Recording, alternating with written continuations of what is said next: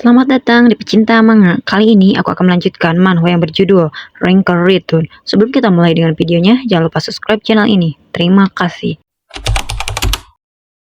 Sebelumnya di Rancor Return, Yuno diundang ke istana kekaisaran untuk bertemu dengan sang raja bersama Lebron. Tapi sang raja dan Lebron malah bertengkar. Yuno cukup kaget melihat Lebron yang berani marah kepada sang raja.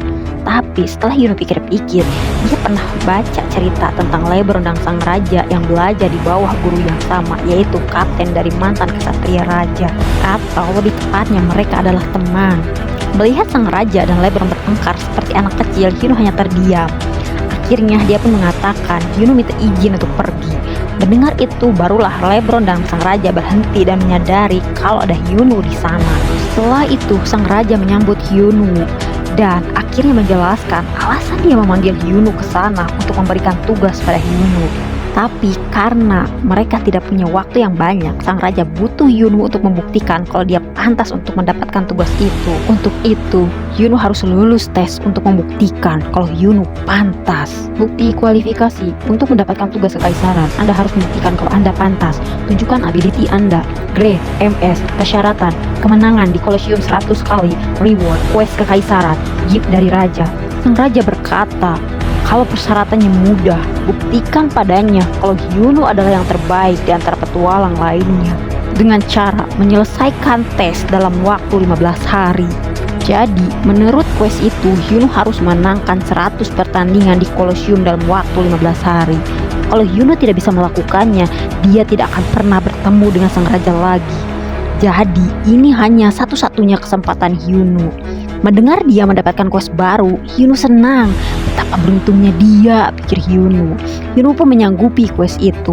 Dunia nyata, rumah Yongchan. Yuno menceritakan pada Yongchan apa yang terjadi di dalam game. Setelah mendengar cerita Yuno, Yongchan kaget dan mengatakan kalau dia mulai iri dengan Yuno yang berturut-turut mendapatkan main skenario quest. Yuno tersenyum mendengar itu dan mengatakan kalau dia memang beruntung. Setelah itu, mereka pun membicarakan konten yang akan diupload ke A-World. Yuno akan mulai debut sebagai streamer dengan konten saat dia bertarung di Colosseum. Yuno akan mulai streaming dalam 5 hari. Jadi, sampai hari itu, Yuno akan mengupload video testernya dan video dia level up ke level 50. Mendengar itu, Yongchan senang dan berkata, apa Yuno si bocah kaya raya akan kembali? Yuno menjawab dengan mantap, tentu, tunggu saja. Kembali ke dalam game, Yuno mendapatkan item yang mahal dari Nikki, yaitu item buku Mana Control. Mana Control, buku ini berisi mantra rahasia yang bisa mengontrol mana Anda. Evil, pasif, great, unique, skill level, F, efek. Anda dapat memberikan bentuk fisik pada mana Anda. Ketika mana Anda berwujud, mana damage Anda meningkat 10%. Yuno langsung mempelajari item buku itu dan blast! Akhirnya Yuno berhasil menggunakan Mana Control. Aku sekarang seorang sword master, teriak Yuno kegirangan. Tidak lupa Yuno memberikan tangi item drop yang di drop Monster Bear, Giant Bear Essence. The Giant Bear Essence yang telah berwujud kelereng. Great, rare, pengguna, pet, persyaratan, sekali ambil, status Anda akan meningkat secara random. Maksimal peningkatan per status adalah 100. Melihat itu, Tangi kaget dan langsung meminta Yuno untuk memberikan item itu padanya.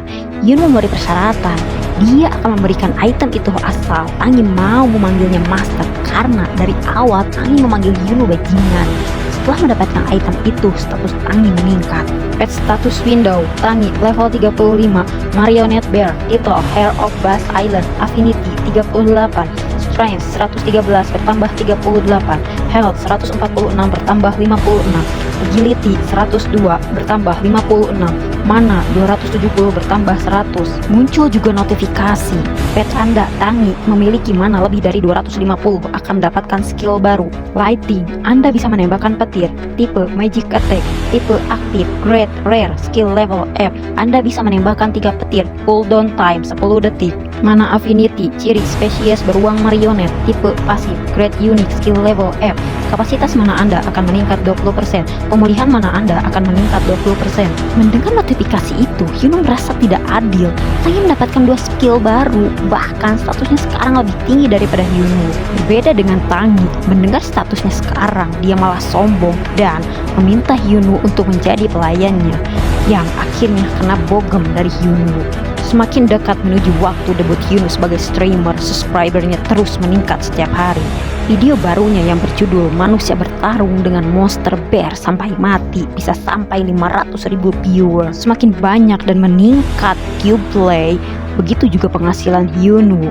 Dan videonya yang paling banyak view-nya dan bahkan menjadi viral adalah video teaser Hyunwoo yang mengumumkan debutnya sebagai streamer.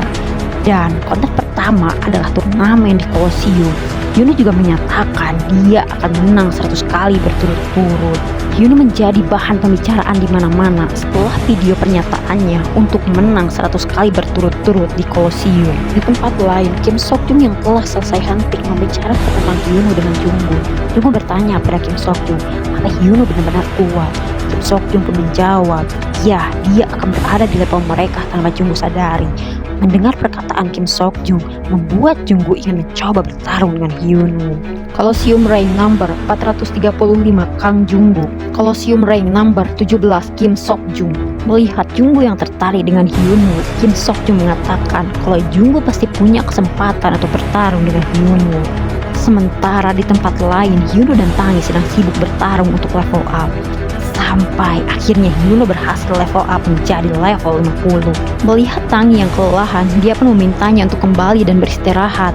Tiba-tiba, boom, datang burung besar tepat di samping Hyunwoo. Ternyata burung itu adalah Mailbird PK. Ternyata PK mengirimkan paket untuk Hyunwoo dari Kyle. Di paket itu tertulis kalau itu adalah hadiah dari bosnya Kyle dan mereka sudah tidak sabar menunggu kembalinya sang malaikat. Ternyata isi dari paket itu adalah Black Jaguar set yang dia gunakan saat dia menjadi malaikat. Hyunwoo akan menggunakannya saat dia streaming di Colosseum. Anda telah menggunakan Black Jaguar set efek.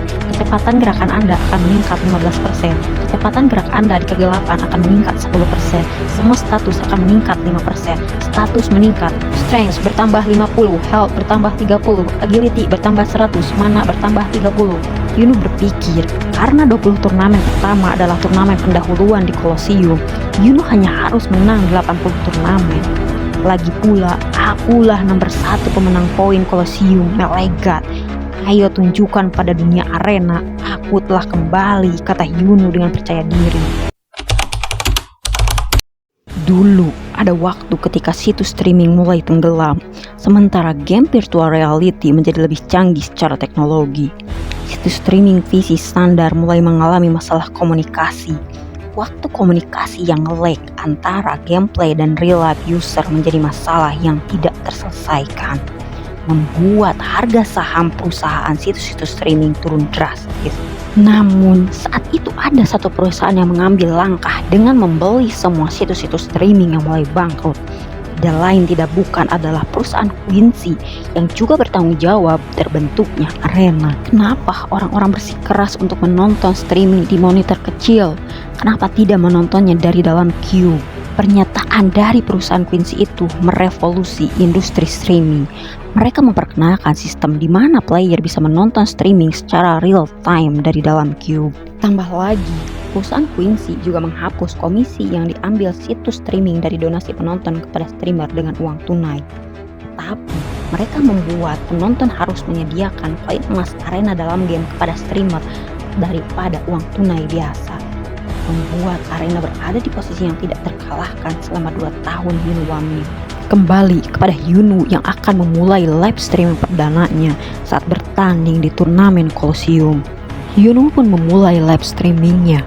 Dia menyapa para penonton dan memperkenalkan namanya sebagai Backstreet Boys.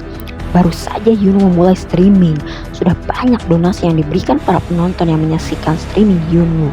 Hyunwoo cukup bingung karena dia baru pertama kali melakukan streaming dan mendapatkan donasi. Hyunwoo pun teringat perkataan Yongchan yang mengingatkan Hyunwoo tentang donasi yang diberikan penonton streaming. Hyunwoo melanjutkan streamingnya dan menjelaskan rencana Hyunwoo untuk menang 100 kali berturut-turut di Colosseum dan menunjukkan status middle level dan kelasnya. Hyunwoo pun memulai pertandingan pertamanya di Colosseum. Hanya ada satu peraturan di Colosseum. Di dalam bangunan besar itu, kita hanya perlu melawan lawan 1 lawan 1. Dan pemenangnya akan naik ranking, sedangkan yang kalah akan turun ranking. kita akan berhadapan dengan lawan berdasarkan data internal game. Memenangkan pertandingan berturut-turut akan membuat kita naik ranking dengan cepat. Anda belum masuk sistem ranking. Terdengar notifikasi karena Yuno baru mulai turnamen di Colosseum dan belum memiliki ranking. Anda sekarang akan memulai pertandingan awal untuk menentukan ranking Anda. 20 pertandingan pertama akan menentukan di mana Yuno akan mulai pertandingan rankernya. Yuno juga mendengar kalau ada streamer yang memenangkan 20 pertandingan awal pertamanya bisa naik ranking dari ranking 400 juta ke ranking 100 juta dan memulai pertandingan rankernya di sana. Pertandingan awal Anda akan dimulai sekarang. Pertandingan ini sangat penting. Bahkan ada yang bilang jika kau mengacau di sini lebih baik mulai semua dari awal dengan karakter yang baru. Wush!